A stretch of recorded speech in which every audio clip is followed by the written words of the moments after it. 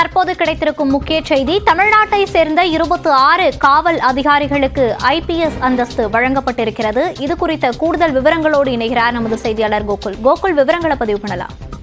தமிழகத்தை சேர்ந்த 26 குரூப் 1 பதவி கொண்ட காவல் அதிகாரிகளுக்கு IPS அந்தஸ்துக்கான ஒப்புதலை மத்திய அரசு பணியாளர் ஆணையம் வழங்கியிருக்கிறது.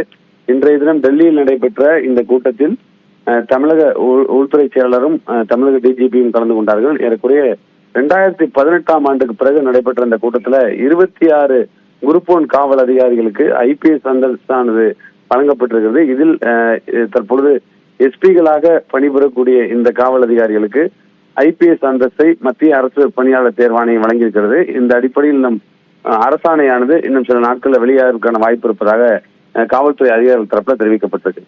விவரங்களுக்கு நன்றி கோகுல்.